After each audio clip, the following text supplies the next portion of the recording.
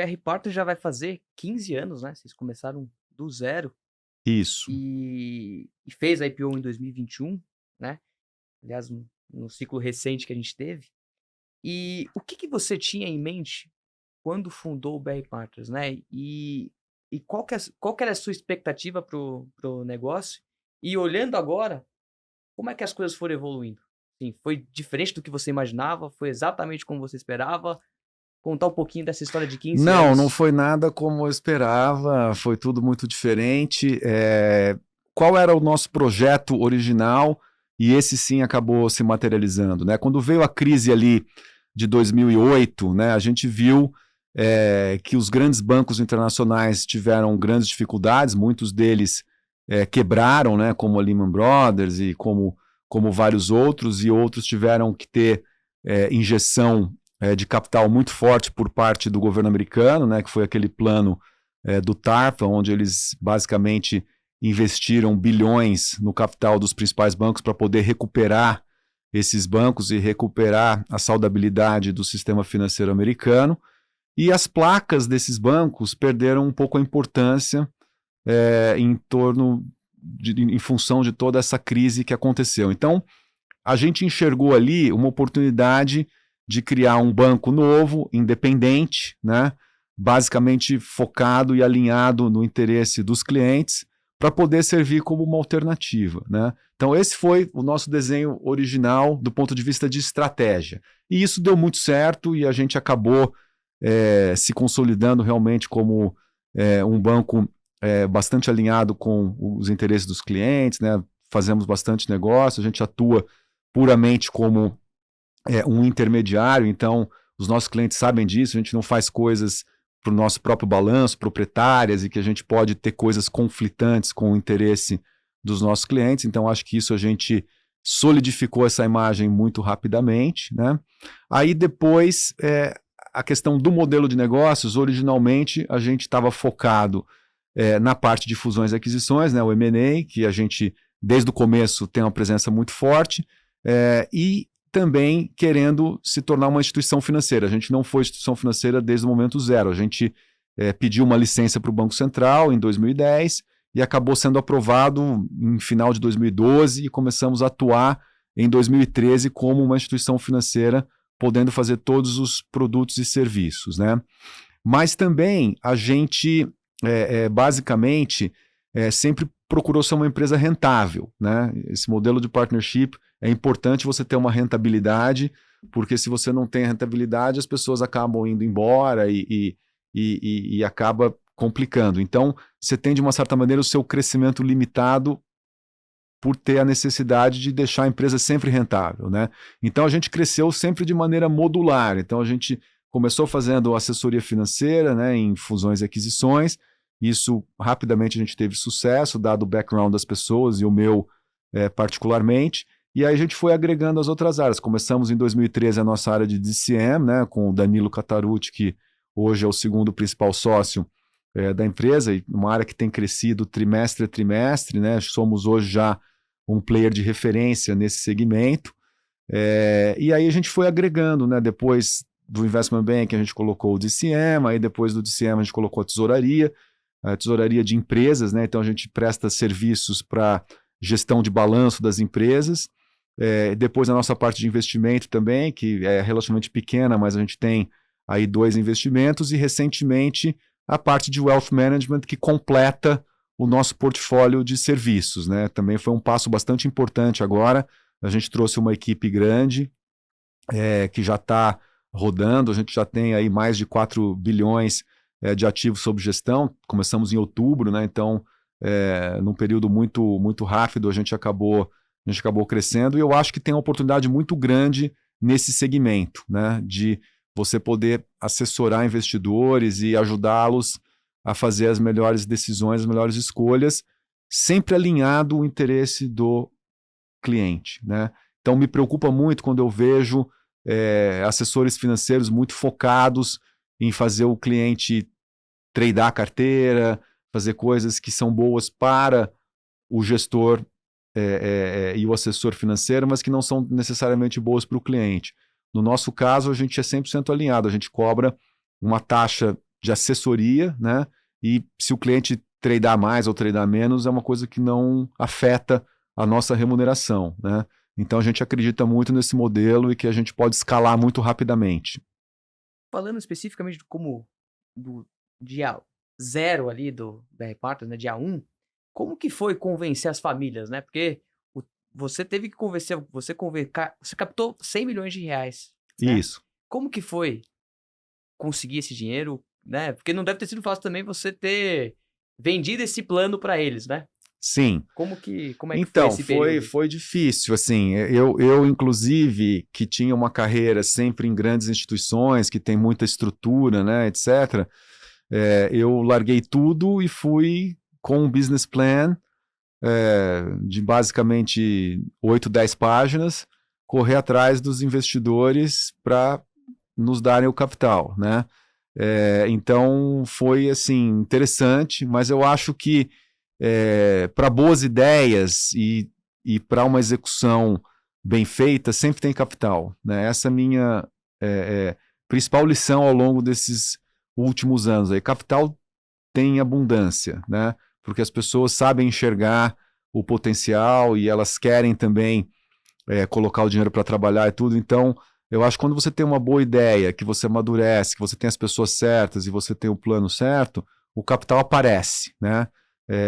Mas foi difícil porque é um trabalho de começar do zero, né? Então, estava sozinho, depois com mais uma pessoa, a gente ficou em 2 pessoas durante alguns meses, né? O Jairo Loureiro começou junto com você Ele ou veio depois? Ele veio depois, ele é considerado um sócio fundador, mas ele tinha os desligamentos dele, ele trabalhava no Citi também, né? Então, começamos eu e o Eduardo Médicis, né, como no momento zero, e depois vieram mais 2 sócios que tinham saído do Citi, o André Tavares e o Vinícius Marchini, e depois, no começo de abril, lá por volta de abril de 2010, é que vieram os outros, inclusive o Jairo e outros sócios fundadores também, mas que estavam com processo de desligamento ainda das instituições que trabalhavam. Entendi. Vitor Mochansky também? Então... Vitor Mochansky, ele foi começou como um analista com a gente, né? Começou a carreira dele, trabalhava como advogado no Pinheiro Neto durante a faculdade e depois começou como analista e hoje ele é a pessoa mais sênior, que é prata da casa. Caramba. Do BR Partners, Então hoje são 4 grandes sócios? A gente tem basicamente, nós temos mais de 30 sócios no total, né?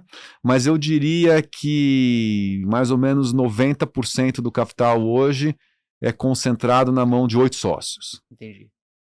Eu queria ter uma aqui, Josu. Você tem alguma outra coisa a dizer sobre? Eu tenho, você já vai um pouco mais para frente na história? Eu ia mais falar da competição que é esse setor. Porque o Goldman Sachs tá aqui, o BES tá aqui. Eu posso fazer uma antes, aí depois... Acho que eu fiquei interessado, ele deu uma entrevista que ele falou, eu sempre fui meio medroso para empreender, né? Eu tava querendo saber, naquele período ali, vendo aquela situação no mercado ali em 2008, o que te deu coragem naquele momento para abrir um negócio, ainda mais num setor que parecia que estava passando por uma situação bem grave, né? Você enxergou uma oportunidade ali? Eu enxerguei uma oportunidade, eu acho que esse é o ponto. Eu sempre sonhei muito em empreender, né? Então, desde quando eu estava no Goldman Sachs e tudo, eu queria muito fazer uma coisa que fosse mais independente, onde você pode ter uma influência maior sobre o destino da empresa.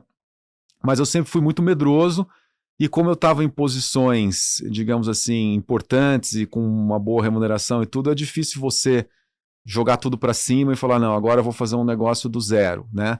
Aí quando veio a crise, meio que a decisão veio naturalmente, porque eu vi que as coisas iam ficar difíceis por um tempo para essas grandes instituições, né? Eu entrei no Citibank em 2005, a ação estava $57 e quando eu saí estava $1, né? Basicamente. Então, houve um derretimento ali, não só do Citi, mas de grande parte das instituições financeiras naquela crise de 2008, né? E aí foi a senha que eu precisava para ver que o negócio realmente oferecia uma oportunidade para surgir grupos novos, né? Se você olhar, o próprio BTG também surgiu ali mais ou menos naquela época, a 20 Partners surgiu naquela época. Então, você teve vários grupos financeiros que estavam começando ali na esteira da crise de 2008, né? E foi basicamente o que me deu coragem de falar, não, eu acho que o momento agora é adequado para começar alguma coisa nova e empreendedora. E eu queria entender mais sobre as vantagens competitivas, não só do negócio de banco de investimento, porque tem vários, né? Tem o Goldman Sachs, tem o UBS, tem o próprio Itaú BBA, tem o BTG. E vocês se tornaram, mesmo, né, começando do zero, vocês se tornaram o banco número 1, você falou no início, em algumas transações, Sim. né? Quais os diferenciais que vocês têm? Assim, queria entender uma vantagem competitiva que vocês têm que outros players não têm nesse negócio. Eu acho que primeiro você colocou bem, né? É um mercado extremamente competitivo, né? Então, quando eu converso com o investidor, muitas vezes a primeira pergunta que ele me faz, bom, como é que é a dinâmica competitiva no teu setor, né?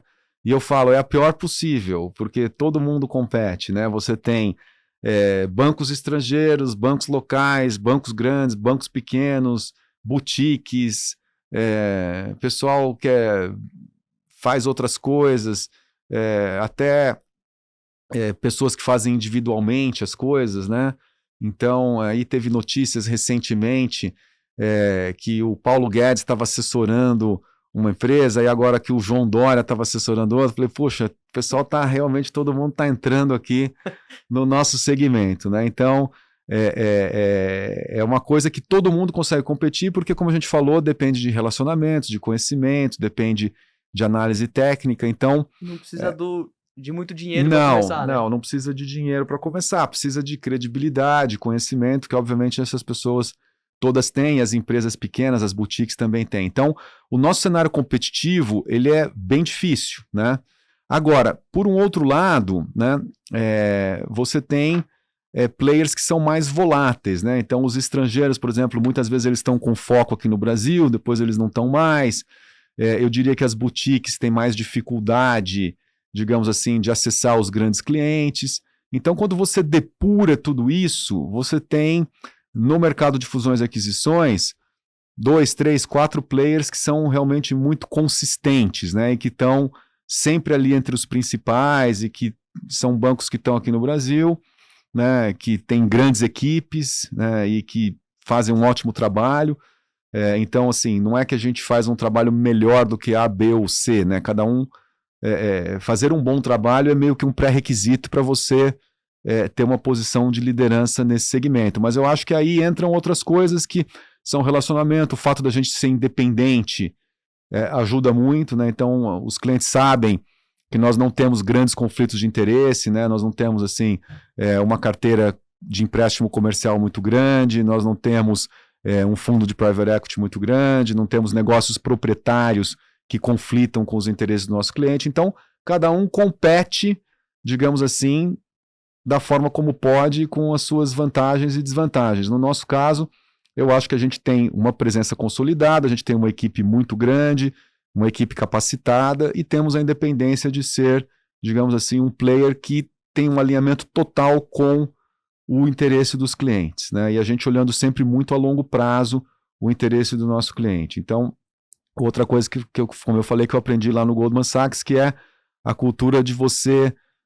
ser o long-term greedy, né? Então, você deixar sua ganância para o longo prazo, né? Não querer ganhar tudo ali no momento seguinte, que aí você acaba tomando decisões que conflitam com o interesse dos seus clientes. E vocês focam em algum cliente específico? Assim, porque eu fico pensando o seguinte, né? Você tem diversas áreas, né? IB, ICM, DCM, M&A, estruturações, tesouraria, wealth. Eu acho que em alguns casos a empresa vem te procurar porque ela quer ser vendida. Em outros casos, uma outra empresa vem te procurar porque talvez ela queira comprar essa empresa que quer ser vendida. Então, como é que é essa dinâmica entre os negócios e até entender um pouco de margem de cada um deles? Tem algum que consome mais dinheiro, tem outro que não? E aí, talvez pegando o próprio IPO que vocês fizeram, que a partir do dinheiro captado, talvez vocês começaram a investir mais na área de DCM, né? Que talvez demanda mais capital. Se você puder comentar um pouco sobre essas diferentes divisões de negócio. Não, perfeito. Então, a dinâmica da forma como ela se dá, a gente cobre os principais clientes, né? Então, a gente divide por segmentos, por indústrias, né? Então, você olha varejo, indústria, você olha energia, você olha saúde, educação, sistema financeiro e por assim vai, né? E dentro de cada um desses segmentos, a gente olha quem são os principais players, né?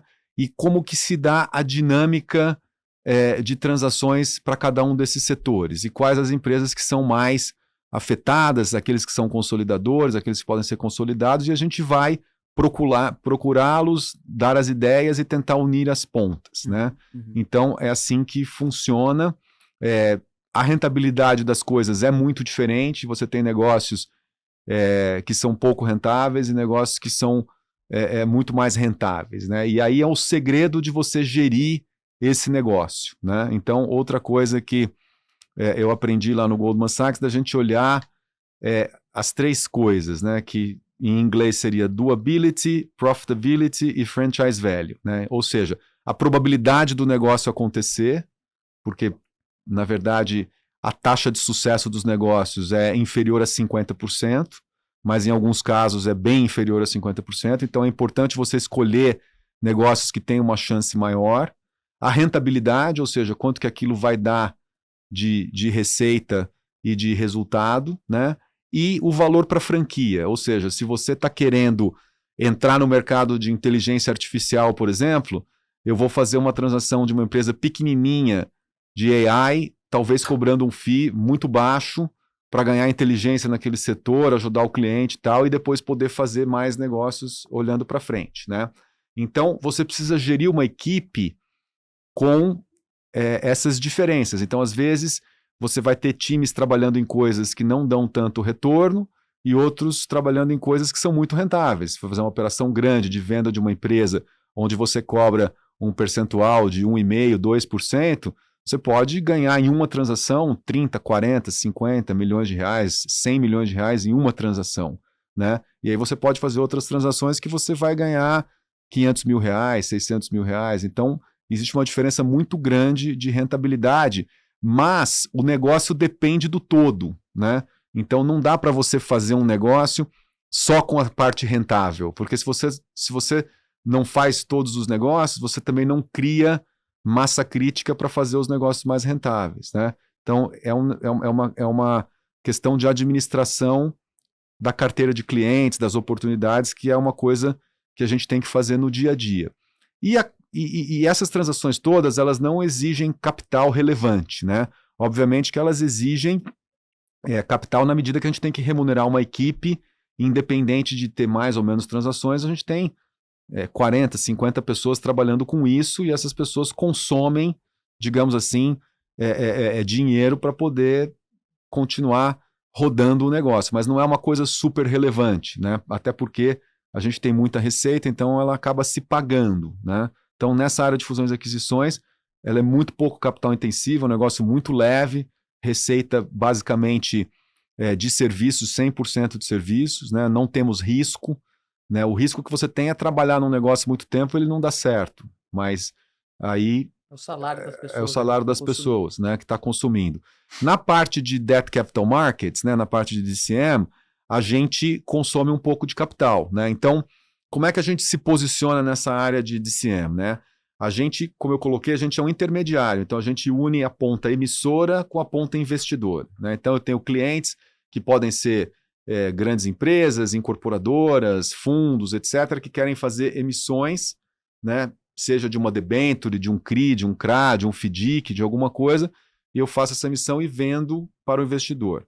Desde que a gente começou o BR Partners, a gente sempre fica com um pedaço dessas emissões para o nosso balanço, né? Então a gente ficava ali com 3%, 5%, até 5%, a gente ficava desde o início da nossa operação. E depois a gente foi vendo, né, que esses papéis que a gente vendia para o mercado sempre foram muito bons e a gente não tem um histórico impecável de sucesso e nunca tivemos um evento de default, nunca tivemos um calote, nunca tivemos nada, nunca tivemos um problema de crédito. Pediu para não bater na mesa, mas aqui eu vou bater. Vamos bater, tá? Vamos bater. Mas então, são papéis de altíssima qualidade, com garantia, e que a gente viu que eram muito rentáveis para os nossos clientes e para nós, que ficávamos sempre com 5%. Então, quando a gente fez o IPO, que a gente ampliou a nossa base de capital, a gente, em vez de reter 5%, passamos a reter por volta de 20% a 25% ou 100 milhões de reais como limite, né? Então, se a gente faz uma operação basicamente de 100 milhões de reais, a gente vai ficar ali com 20 ou 25, e se a gente fizer uma operação de 1 bilhão de reais, a gente vai ficar com 100, né? No máximo, 100 milhões de reais é o limite nominal de risco que a gente tem, né? Então, isso acabou mostrando um alinhamento muito grande de interesse com os nossos clientes gostam disso, e a gente fica com uma carteira que às vezes a gente vende um pouco, quando o cliente quer comprar um pouco mais, a gente recompra dele, então ficou um pouco essa questão aí, para fazer um elogio aqui ao nome do programa, de market making, né? A gente tem ali o nosso market making, BR Partners, em relação aos produtos que a gente tem, né? Então isso usa um pouco de capital, a gente tem 800 milhões de capital, temos hoje ali uma carteira mais ou menos 3 a 4 vezes isso, né? E a gente, então, vai usando esse capital de uma maneira super alinhada com o nosso cliente. A gente não tem nada na nossa carteira que não tenha sido originado, estruturado e distribuído pela gente, tá? Então a gente não compra papéis aí de outros emissores para encher. Né? Exato, a gente serve para encher nossa carteira, a gente simplesmente faz esse trabalho de fomentar a nossa própria carteira, nosso próprio relacionamento com o cliente. Isso acabou dando uma musculatura muito grande para a gente acabou crescendo o nosso negócio de DCM de maneira desproporcional, porque quando a gente começou, a gente tinha um capital muito limitado, então a gente não podia colocar muito dinheiro nessas operações, e conforme a gente aumentou o nosso capital, a gente aumentou o nosso limite de colocação de transações e aumentamos também a nossa própria carteira. Então isso acabou nos dando uma musculatura muito forte, porque se a gente vai fazer uma operação e a gente está ficando com 25% da operação, a gente já tem 25% distribuído, tem que distribuir só 75%, né? E aí mostra também um alinhamento muito grande com o nosso cliente final, que é o investidor. O curioso é que, apesar de ser um negócio que consome mais capital, e em tese seria algo ruim para a rentabilidade, apesar disso, vocês continuam entregando um ROI que até acima do histórico. Acho que o histórico é 20%, vocês entregaram 24% se não me engano, no quarto tri. Qual que é o segredo disso? Muito trabalho. Eu acho que é muito trabalho, muito foco, né?